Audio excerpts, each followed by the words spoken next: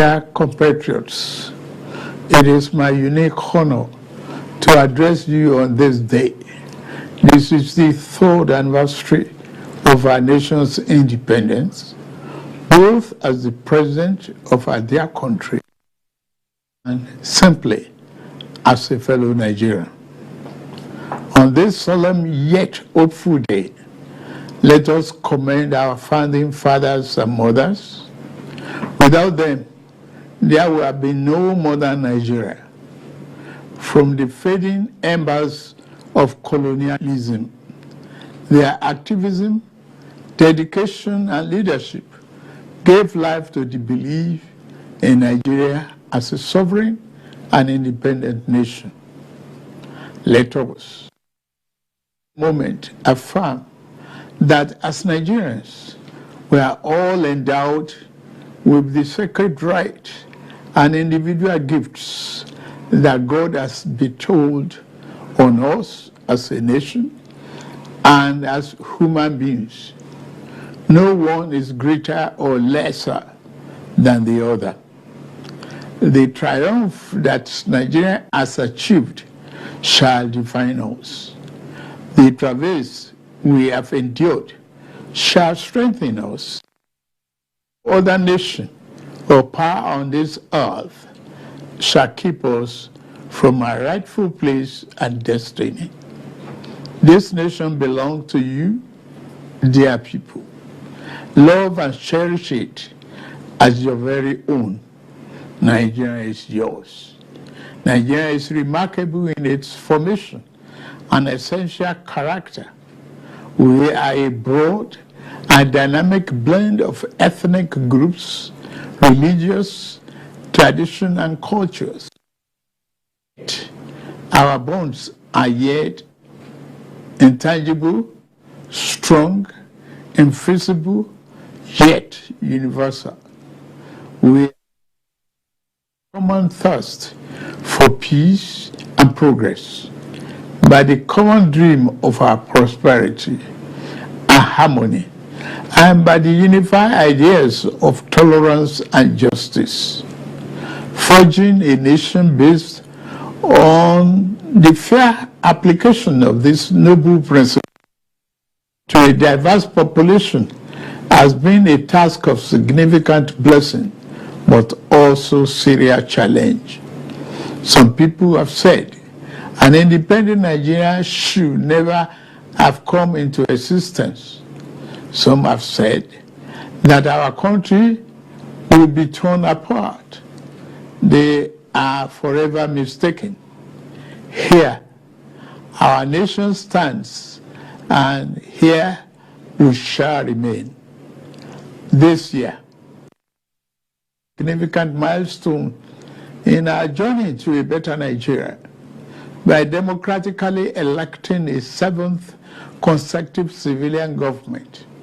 Nigeria has proven that commitment to democracy and the rule of law remains our guiding light. At my inauguration, I made important promises about how I will govern this nation. Among those promises were pledges to reshape the economy and to secure the lives, liberty, and property of the people.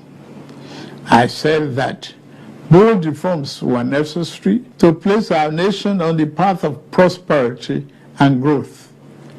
On that occasion, I announced the end of the fuel subsidy.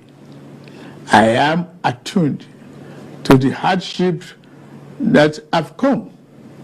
I have a heart that feels our eyes. I wish to explain to you why we must endure this trying moment. Those who sought to perpetuate the fuel subsidy and broken foreign exchange policies are people who will build their family mansion in the middle of a swamp. I am different. I'm not a man to erect our national home on a foundation of mud. To endure our home constructed on safe and pleasant ground. Reform may be painful, but it is what greatness and the future require. We now carry the cost of reaching a future Nigeria where the abundance and fruit of the nation are fairly shared among all, not hoarded by a select and greedy few. A Nigeria where hunger, poverty, and hardship into the shadows and ever-fading past. There is no joy in seeing the people of this nation shoulder burdens that should have been shared years ago. I wish today's difficulties did not exist, but we must endure if we have to reach the good side of our future. My government is doing all that it can do to ease the load. Our path we are taking to relieve the stress on our families and households. We have embarked on a several sector reform to stabilize the economy, direct physical and monetary policy to fight inflation, encourage production, ensure the security of lives and property, and lend more support to the poor and the vulnerable. Based upon our talks with leaders and other stakeholders, we are introducing a provisional wage award increment to enhance the federal minimum wage without causing undue inflation. For the next 6 months, the average low-grade worker shall receive an additional 25,000 naira per month. To ensure better grassroots development, we set up an infrastructure support fund for states to invest in critical areas. States have already received funds to provide relief packages against the impact of rising food and other prices. Making the economy more robust by lowering transport costs shall be key. In this regard, we have opened a new chapter in public transportation through the development of cheaper, safer, compressed natural gas, the CNG, bus. These buses will operate at a fraction of current fuel prices, positively affecting transport fare. The new CNG conversion kits will start coming in very soon, as all hands are on deck to fast-track the usual lengthy procurement process. We are also setting up training facilities and workshops across the nation to train and provide new opportunities for operators and entrepreneurs. This is a groundbreaking moment where, as a nation, we embrace more efficient means to power our economy. In making this change, we also make history. I pledged a thorough house cleaning of the den of malvisions the CBN has become. That house cleaning is well underway. A new leadership for the central bank has been constituted. Also, the special investigator will soon present its findings on the past lapses and how to prevent similar recurrences. Henceforth, monetary policy shall be for the benefit of all and not the exclusive province of the powerful and wealthy. Wise tax policy is essential for the economic fairness and development. I have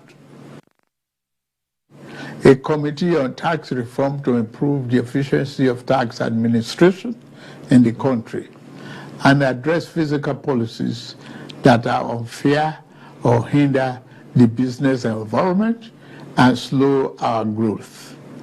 To boost employment and urban incomes, we are providing investment funding for enterprises with greater potential. Similarly, we are increasing investment in micro, small, and medium-sized enterprises. Commencing this month, the social safety net is being extended through the expansion of the cash transfer programs to an additional 15 million vulnerable households. My administration shall always accord the highest priority to the safety of the people. Inter-service collaboration and intelligence sharing have been enhanced.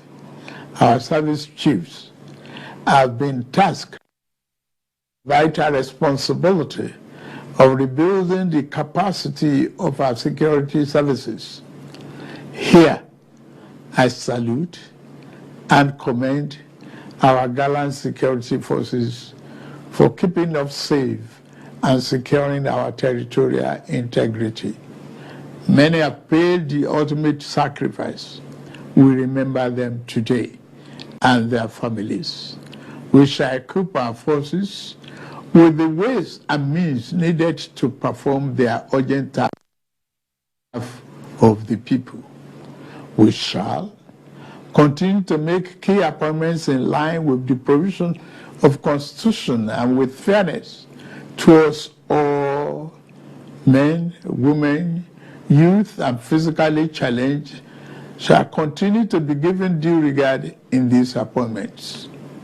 May I take this opportunity to congratulate the National Assembly for its role in the quick takeoff of this administration through the performance of its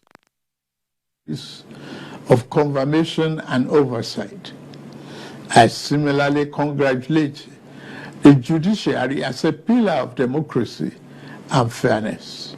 I also thank members of our dynamic civil society organizations and labor unions for their dedication to Nigerian democracy. We may not always agree, but I value your advice and recommendations.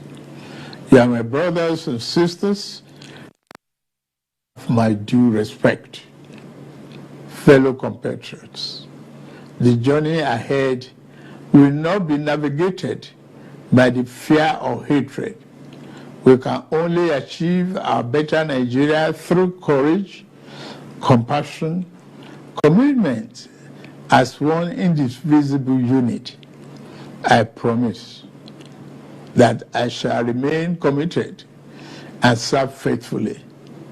I also invite all to join this enterprise to love nation into its better self. We can do it. We must do it. We shall do it. I wish you all a happy 63rd Independence Anniversary. Thank you very much for listening. May God bless the Federal Republic of Nigeria and bless all of you.